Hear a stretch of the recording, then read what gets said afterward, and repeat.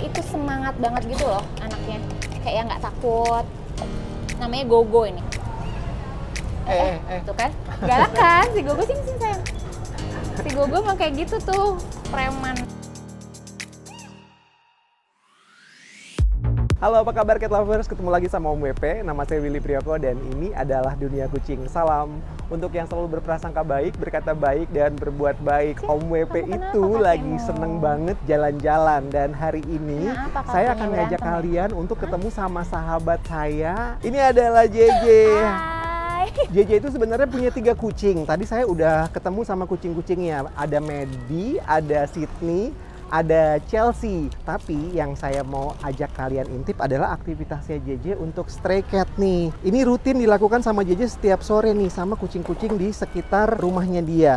Hai J, yang juga harus dikasih tahu ya teman-teman ya bahwa JJ ini tuh punya skill khusus. Dia adalah intuitive animal communicator. Jadi selain kita akan ngelihat aktivitasnya JJ untuk bagi-bagi makanan ke kucing-kucing stray, kita juga akan tanya-tanya ya sebenarnya aktivitas intuitive animal communicator tuh apa dan bagaimana sih? Sini. Dia udah diikutin loh. Udah 2, ini adalah kucing ketiga hanya dalam jarak 10 meter. Ini biasanya ada banyak di sini, cuma udah pada hilang kayaknya. Berarti basic kalau yang setiap kamu bawa kalau lagi street feeding ini apa aja? Wet food dicampur dry food. Wet food kalengan. Wet food kalengan dicampur dry food sih biasanya gitu. Jadi JJ itu bawa alas makan, kertas gitu. Ini anaknya agak ribet nih memang si mamah ini. Terus pakai sarung tangan gitu ya biar lebih praktis gitu ya. Iya, biar nggak kotor aja sih tangannya. Plus senjatanya JJ adalah ada kerincingan tuh. Nih kerincingannya ini yang adalah dipakai untuk buat memanggil kucing tuh kan. Dia emang agak-agak milih mamah nih makannya. Yaudah nih pakai dry food aja makannya. Oh. Nah, dia kadang-kadang lebih suka dry food. Iya. Oke. Ini ada satu lagi, J. Ini rutin kamu akrab semua kenal sama mereka satu persatu ya? Ini udah steril nih dia. Udah aku sterilin. Yang belum steril cuma satu yang paling pojok tuh. Waktu tuh dia hilang. Yang kaliko ya? Iya, yang kaliko. Tadi aku mendengar ada suara ngeong. Mana ya? Iya tuh ada J di bawah kayaknya deh. Di bawah di tempat parkir. Kalau lagi street feeding kayak gini, ngobrol-ngobrol sama mereka juga nggak sih? Kadang-kadang, tapi kadang-kadang enggak. Kadang-kadang kayak cuma fokus ya udah ngasih makan aja. Tapi cuma kadang-kadang mereka kayak bisa tiba-tiba kayak ngobrol sesuatu gitu. Oh itu, hey, ayo, hey, ada, udah steril dia tuh juga. Hey, come up. Dia tahu nggak cara naik ke atas? Dia udah tahu biasanya lewat situ. Hey, come up. Iya sini. Tuh. Udah tahu tuh dia. Ada berapa J biasanya? Aduh, nanti coba kita hitung ya. Gue lupa nih ada berapa. Tapi memang sore ya. Kalau gue biasanya pagi justru karena gue bukan anak pagi gue ya kan. jadi nggak berangkat pagi-pagi. Pagi biasanya di kamar aja sih. Iya, tapi sore-sore kayak begini juga ternyata menyenangkan ya. Iya sih. Mungkin ada yang pagi, ada yang biasa keliling juga. Jadi mereka mungkin bisa dapat 2 kali. Iya, sama di tempat gue juga gitu kok. Bahkan kayaknya ada lebih dari 1 orang sih. Iya. Apa? Tuh ada kucingnya ya? Tuh dia tuh. Yeah. Oh, sini ayo. Sini. Pak Preman, mau makan? Aduh, aku lupa bawa tisu lagi. Coba lihat ingusnya. Luar biasa ya. Kalau udah kronis kayak JJ gini ya, iya kan? Kasian. Kalian pasti juga bisa relate kan sama apa yang dirasain sama JJ setiap hari dikasih Nutri Plus Gel juga ya, J? Karena dia agak flu anak ini emang. Ini adalah bapak preman, tapi dia sebenarnya kayak waktu pas dulu tuh dia nggak bisa dipegang karena dia merasa bahwa dia nggak pernah ada manusia yang mau megang dia. Karena dia kayak yang galak, habis itu terus yang kayak yang ingusan, jadi kayak nggak ada yang mau kan. Pas gue pegang, akhirnya dia kayak kaget. Terus dia kayak merasa kalau kayak, aku nggak merasa bahwa I'm worthy of touch gitu loh. Jadi mengharukan sebenarnya dulu awalnya. Kamu mau makan nggak? Kamu disayang banget ya nih teman-teman. Tuh. Nih. Sayang. Pak De.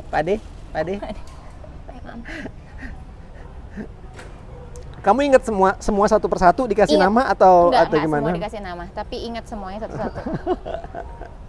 Nih kemarin dia belum pincang nih anak ini, pasti karena dia berantem semua, diajakin berantem. Padahal udah steril juga. Yuk mari kita berpindah tempat, Kak. Yuk. Kalau kalian mau lihat aktivitas rutinnya JJ ya, untuk ngasih makan, kalian bisa follow Instagramnya JJ ya, @jasminepj. Iya, Jasminepj. Kita turun ya, Kak. Tuh udah sih. Nah ini si anaknya bapak tadi itu. Oh, nah ini juga ada 2 nih. Teman. kita turun. Oh ini kamu yang sakit. Ya ampun, ini kitten banget ya, Je. Kak, boleh minta tisunya lagi nggak? Boleh dong. Sorry. Kamu sini dulu.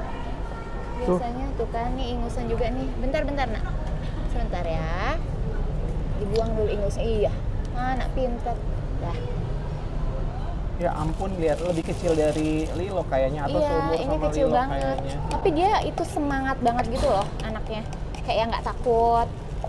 Namanya Gogo ini. Gobo. Gogo Power Ranger. Lo yang ngasih nama atau Iya. memang dipanggil sama Terus aku waktu bilang mau panggil Gaga nggak, terus dia bilangnya Gogo. Oh ya sudah. Tuh ya, kalau punya skill intuitive animal communicator kayak JJ gini ya bisa ditanya kucingnya, kamu mau nggak dipanggil Iya. ini? Terus kucingnya bisa bilang enggak, aku maunya dipanggil Gogo. Gitu deh. Banyak yang penasaran, Je, intuitive animal communicator tuh sebenarnya adalah apa sih sambil kamu ngasih-ngasih gitu, tapi Sebenarnya adalah kita ngobrol sama fellow animal tapi pakai intuisi. Jadi Iya. bukan ngebaca. Karena kalau misalnya kadang-kadang kan Kak bacain dong kucing aku gitu. Padahal Iya. sebenarnya kan kok baca tuh kan pasif kan Kak. Iya. Kayak bukan buku Iya. gitu. Tapi mereka juga itu bisa kayak nanya balik kadang-kadang malah Oh, gitu. Jadi oke. sebenarnya adalah komunikasi dua arah antara fellow animal dan human guardiannya Iya. dengan menggunakan intuisi. Ayo nah, kita makan. kalian kalau mau belajar jadi animal communicator, JJ juga punya workshopnya ya, Iya. Je? Bisa intip informasinya di Di Instagram. Biasanya tiap bulan ada sih Iya, workshopnya. nanti akan aku cantumin Instagramnya di deskripsi video ini ya. Kalian tinggal klik aja. Ya ampun, ini lagi Iya, ini nih. temannya dia juga nih, ada satu lagi Ini emang. temennya Gogo nih.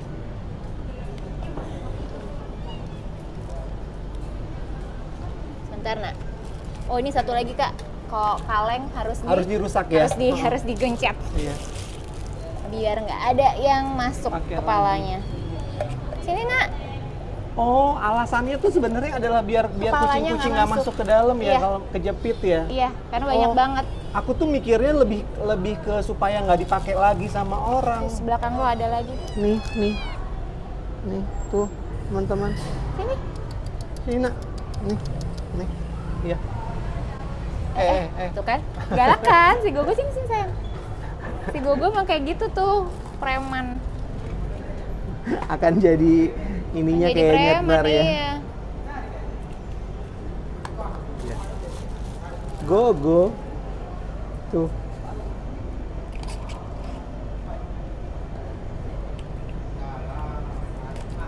Semoga kalian juga ini ya terinspirasi untuk tetap semangat ngasih makan-makan kucing yang nasibnya nggak sebaik kucing-kucing di rumah kita ya.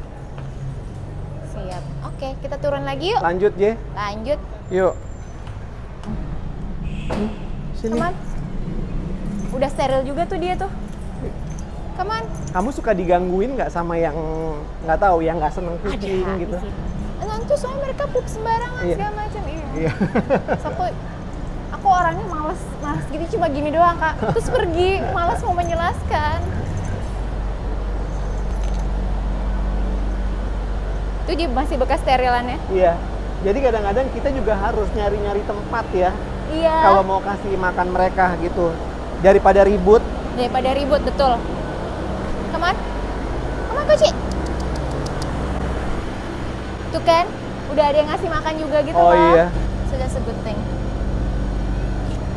Come on. Come on, Hoy. JJ belanja-belanja makanan-makanan yang dibagiin buat Stray ini kan juga termasuk yang kamu share dari hasil kamu ngajarin workshop itu kan? Betul. Itu teman-teman, jadi JJ tuh ngajarin teman-teman untuk ngasah intuitive animal communication yang didapatkan dari workshopnya itu dibagi lagi buat berbagi kayak begini. Cuma kadang kayak kalau misalnya gue mau pergi lama gitu Kak, itu juga kadang-kadang agak kasian kan sama mereka. Iya.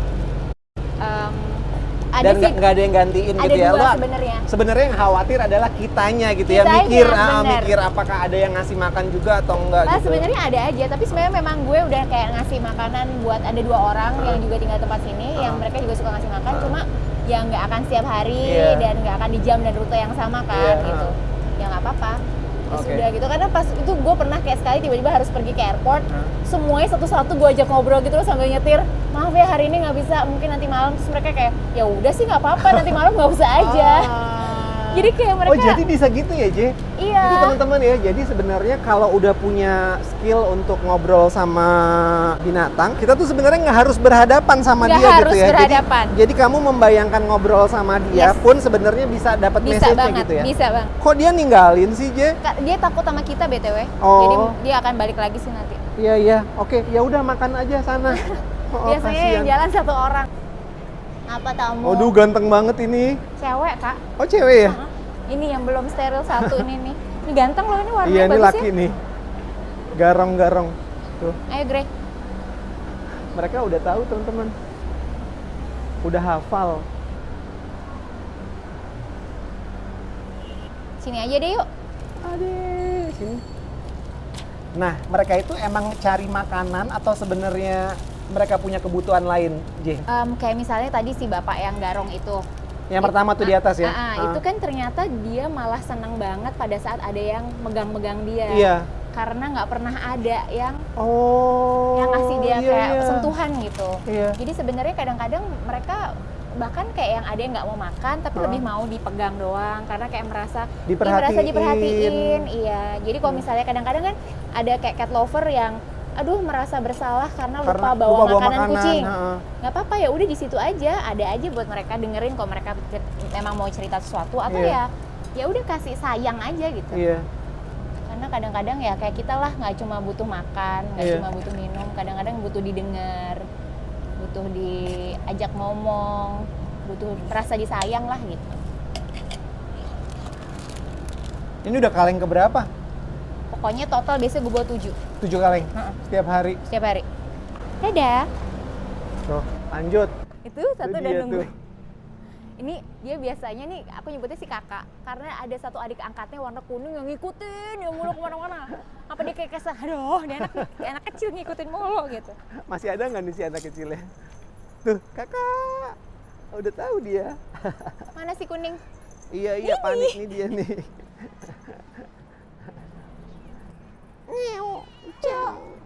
Ya aku nggak deket-deket deh, biar kamu sama Come on. Kak JJ aja. Mereka santai sih kak, kok mereka nih nggak terlalu takut.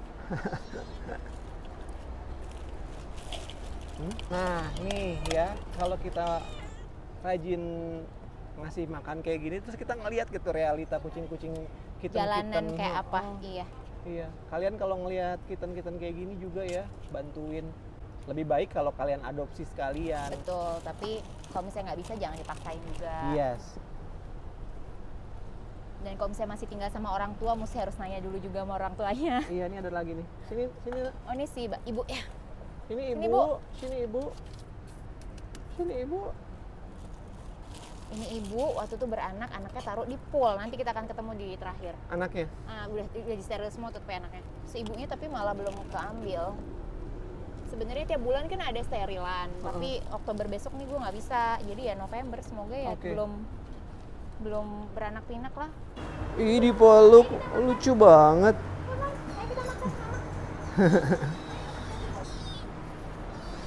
Dia sayang kucing.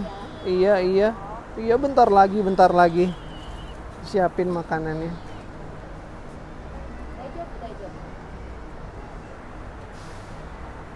Dadah adek sayang. Kamu flu juga ya? Preman-preman ini tuh pada flu semua ya? Ya udah. Ya, jangan ribut. Iya. Sini ayo. Ayo Om.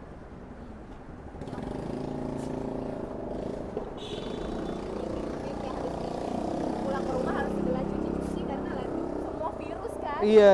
Bawa pulang Iya. virus untuk mereka. Makan ini. Nih. Nah itu si Tobi. Ini Tobi. Iya. Oh, ini nih, teman-teman nih, Tobi ini favorit nih. kesayangannya JJ. Ada cerita menarik tentang Toby nih. Menurut JJ, Toby ini adalah kucing yang paling talkative, paling cerewet di antara semua kucing yang ada di rute street feedingnya JJ.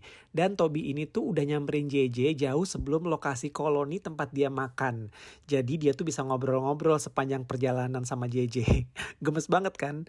Memang kucing-kucing ini tinggal terpisah sesuai teritorinya ya teman-teman ya. Tadi kita udah masuk ke sekitar 5 koloni gitu kan. Nah yang ini gerombolannya Toby nih. Kata JJ, Toby di sini tuh berasa alfa. Padahal yang lain tuh adalah kucing-kucing senior betina gitu. Tengil banget ya nih anak ya. Lanjut yuk. Dadah Toby. Capek juga nih ya ngikutin rutenya JJ tiap hari. Tapi menyenangkan sih. Jangan kemana-mana. Abis ini kita ngobrol lebih detail, lebih personal sama JJ ya. Kita tinggal ke kolam renang nih. Ketemu sama 2 koloni terakhir. Rombongan pertama ada 2 kucing. Kondisinya agak mirip sebenarnya sama stray cat di apartemen saya. Dan kelihatannya banyak juga sih cat lovers yang kasih perhatian ke kucing-kucing ini. Meskipun house rules-nya nggak memperbolehkan penghuni pelihara binatang. Lanjut ke rombongan berikutnya ya. Ini ada 3 kucing, tapi kata JJ di sini biasanya ada 4 kucing, cuman yang satu itu emang suka kabur-kaburan karena belum disteril. Nah, akhirnya selesai deh nih rute street feedingnya JJ. Yuk kita lanjut cari tempat ngobrol santai ya. Sekarang udah lebih rileks nih. Tadi kita udah keliling-keliling ngikutin aktivitas rutinnya JJ itu tiap hari, J. Tiap hari kalau pas gue lagi di Jakarta dan gue lagi bisa nggak sakit atau nggak lagi pergi sih biasanya gue lakuin tiap sore. Oke, lumayan loh ya bisa kayak olahraga tuh ya setiap sore. Bener, itu gitu. ya sih itu sebenarnya olahraga gue sih kak. Dan kita bisa ngelihat ya teman-teman ya semua kucing-kucingnya itu begitu ngelihat JJ baru dikerincingin sama itu udah langsung datang. Yang istimewanya ya teman-teman ya JJ ini kan seperti yang tadi udah saya informasiin dia punya skill intuitive animal communication. Jadi JJ itu adalah animal communicator yang juga bikin workshop. Tapi yang gue penasaran ya Jay ya, kan kamu tuh rajin street feeding, ketemu sama si kucing-kucing itu, dan kamu punya skill untuk ngobrol sama mereka. Sebenarnya apa sih yang bisa kamu ceritain dari pengalaman kamu street feeding, skill kamu untuk tahu apa yang ada di hati mereka, hati dan kepalanya mereka gitu, yang sebenarnya kita perlu tahu gitu, yang bisa kamu share. Sebenarnya yang pertama adalah nggak semua mereka cuma butuh makanan. Karena ya emang kayak kita juga, kita butuh makan, kita butuh minum, kita butuh kayak tempat tinggal gitu. Tapi mereka juga butuh untuk ngerasa disayang. Mereka juga butuh untuk ngerasa kayak didengar dan dianggap ada gitu. Jadi bahkan dulu pernah sempat ada satu stray yang garongnya di sini gitu. Dan itu tuh pada saat dikasih makan, dia nggak terlalu pingin makan. Tiba-tiba pas aku elus, dianya kayak yang kaget gitu karena selama ini nggak pernah dia sama sekali elus sama manusia, karena dia merasa kayak dia nggak worth it gitu. Kayak dia ngerasa bahwa oh aku kayak nggak merasa bahwa aku pantas untuk dicintai gitu loh. Jadi itu ngerasa kayak beneran kayak nges banget gitu. Jadi kalau teman-teman di luar sana yang tiba-tiba kayak ketemu stray cat terus nggak bawa makanan, ya terus merasa bersalah, jangan. Karena mungkin yang kalau misalnya kita punya aja lah yang kita kasih gitu. Karena bisa aja kok kita ngelus mereka atau kita ngobrol sama mereka, ada buat mereka tuh sebenarnya juga bisa jadi make their day. Mereka juga seneng gitu kayak oh tumben ada yang mau dengerin aku, tumben ada yang mau ngobrol sama aku. Itu sebenarnya juga bikin mereka seneng banget sebenarnya gitu. Tapi ini pencerahan banget sih ya. Kita selama ini ngerasa bahwa problem utamanya mereka adalah lapar. Which is mungkin memang benar gitu ya, bahwa mereka lapar. Tapi sebetulnya ada kebutuhan mereka juga yang bisa kita penuhi gitu. Betul, ya. Kayak disayang, diperhatiin gitu ya. Benar. Jadi kalau misalnya tiba-tiba kan sering banget kayak kita biasanya mungkin bawa makanan kucing nih, kayak aku biasanya bawa makanan kucing gitu kan, pergi gitu, tapi pada saat itu kita nggak bawa, terus kayak kita ketemu mungkin di stasiun kereta atau apa, terus kayak ngerasa bersalah kan sering banget ya cat lover kayak ngerasa bersalah karena nggak bawa makanan. Ya udah kalau misalnya memang lagi nggak bawa ya jangan merasa bersalah. Mungkin kita bisa sana kayak ngelus dia doang atau ngasih doa buat mereka, karena somehow doa itu beneran kayak powerful banget sih buat bikin mereka at least happier gitu. Oke, gitu ini nggak pernah kepikir sih bahwa doa tuh bisa nguatin mereka juga ya. Banget. Gitu ya. Mungkin bukan nguatin, mungkin mereka akan dapat help something karena dari doa yang kita kirim. Iya. Bisa itu juga sih. Gitu. Terus juga ini tadi sempat ngobrol-ngobrol sama JJ juga ya. Kita kan sering beranggapan bahwa iya mereka bermasalah, lapar.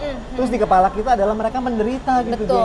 Itu sebetulnya kalau dari apa yang kamu jalanin setiap hari, terus juga termasuk ngobrol sama mereka, apa yang bisa diceritain sama JJ? Nggak semuanya sedih.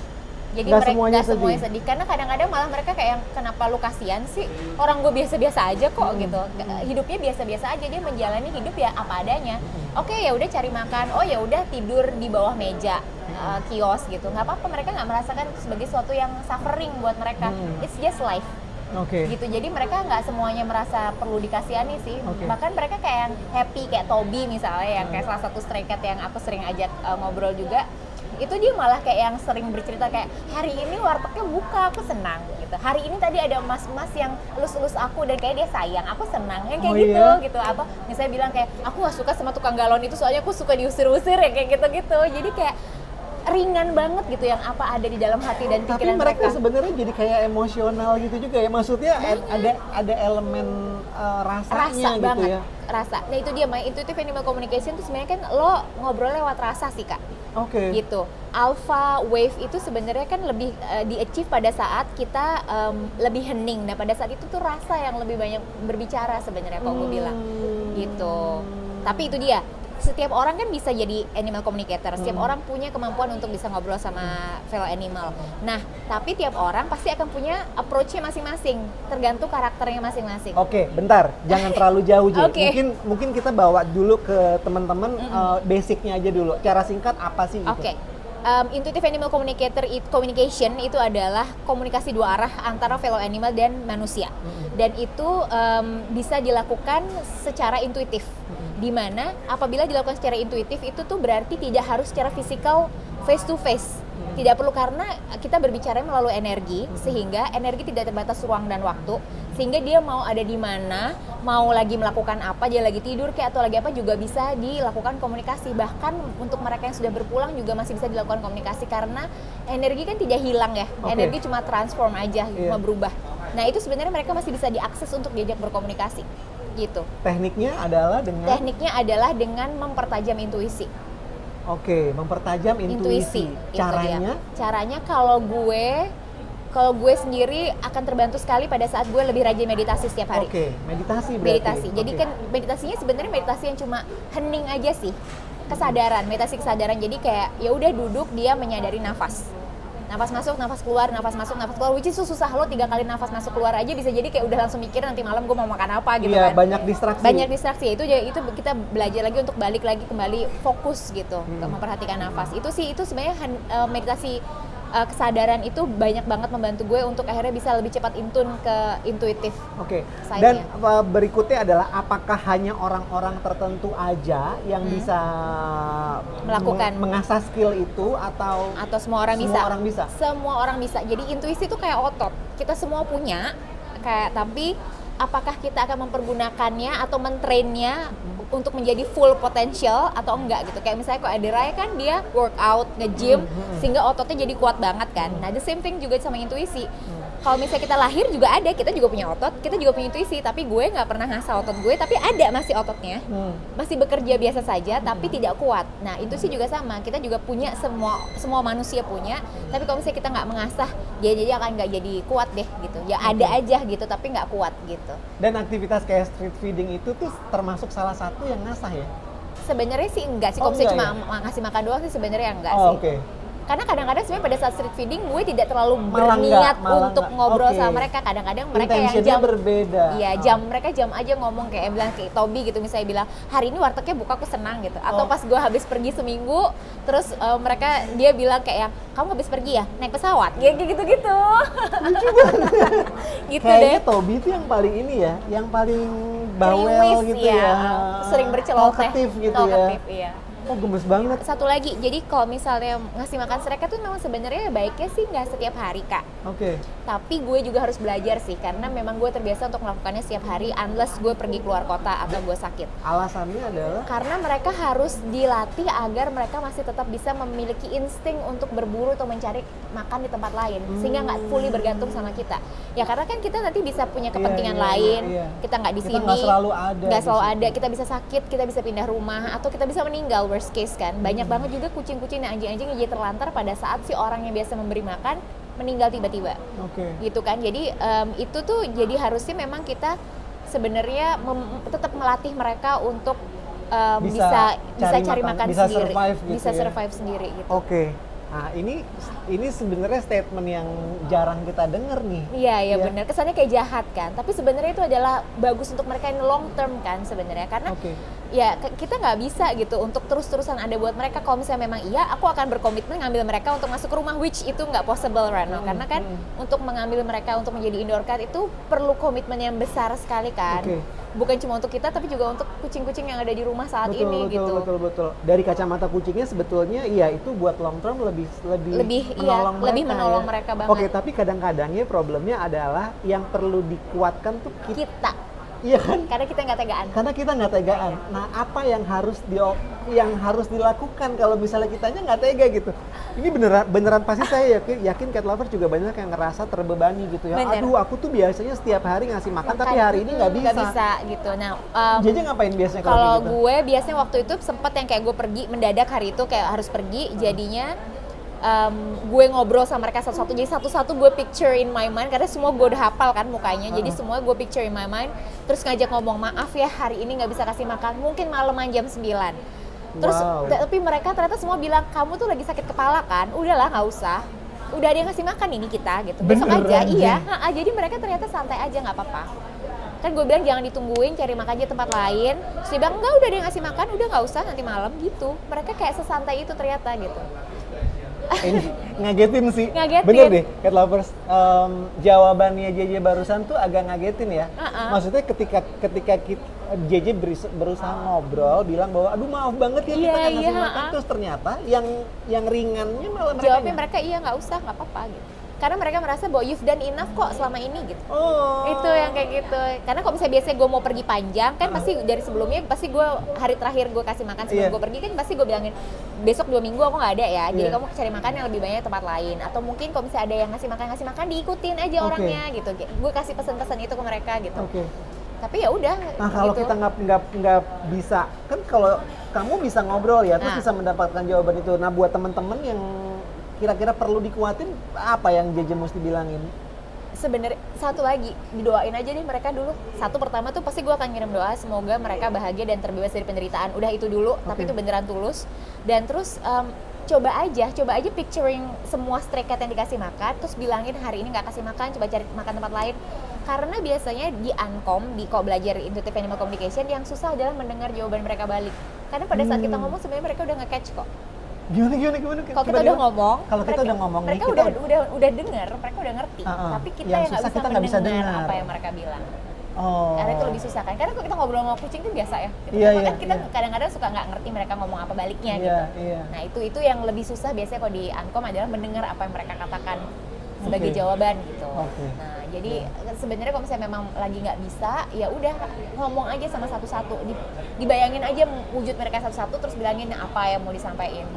Dan kayak yang ngucapin, berusaha bicara itu, berdoa itu kayak sebenarnya bukan buat mereka ya, tapi kayak nguatin kita. Bener juga. Itu udah nguatin kita juga karena gue juga masih harus belajar sih Kak untuk ngelepasin guilt itu kan, rasa bersalah karena nggak bisa ngasih makan mereka tuh gue juga masih harus belajar sih. Masih harus belajar banget. Ini kalau ngobrol-ngobrol kayak gini ya, ngomonginnya tentang street feeding, terus karena kamu punya skill intuitive animal communication, jadi tertarik. Dan semua orang katanya bisa gitu ya. By the way, teman-teman, JJ tuh juga punya workshop ya. Boleh nggak diceritain J? Tentang workshopnya? Iya, tentang workshopnya. Gimana cara ikutinnya? Apa segala macam gitu. Semua biasanya tiap bulan ada 1-2 workshop gitu.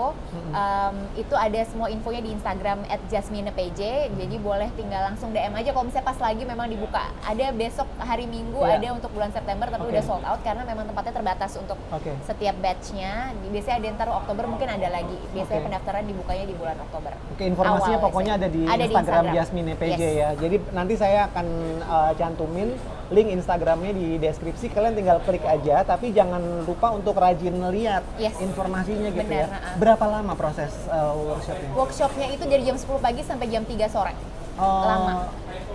Tatap muka langsung kelas? By Zoom. By Zoom. Iya. Jadi bisa buat siapa aja, nggak hanya di Jakarta. Nggak aja.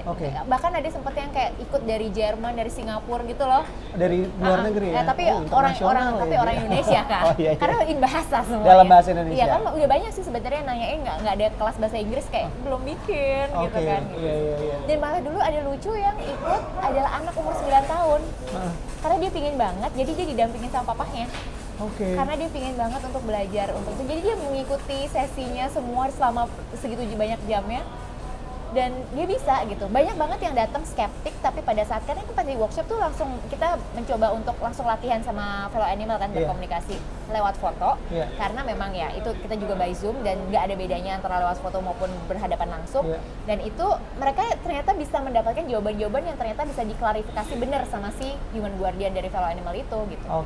Jadi yang awalnya skeptis ternyata kok bisa gitu, mereka juga kadang-kadang suka agak bingung sih gitu, wah ternyata bisa loh gue gitu. Ini titipan lagi ya buat orang-orang yang skeptis ya. Sekarang kan animal communicator tuh banyak. Terus ada pertanyaan adalah kenapa gue berhubungan sama beberapa animal communicator tuh jawabannya bisa beda-beda. Boleh nggak dijelasin kenapa kayak begitu? Kalau misalnya gue menjawabnya kayak apa ya misalnya, gini deh, ini gue ambil makanan kucing ini ya.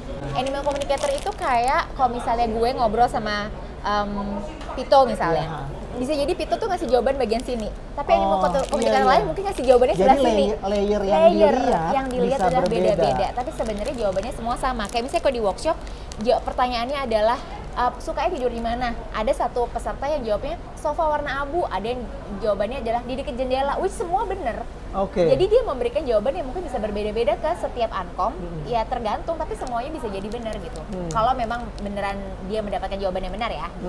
Karena setiap ankom itu kan aku bilang tadi kayak karakternya berbeda-beda, sehingga bisa jadi misalnya aku suka fashion, bisa jadi anjingnya suka fashion akan bicara fashion ke aku.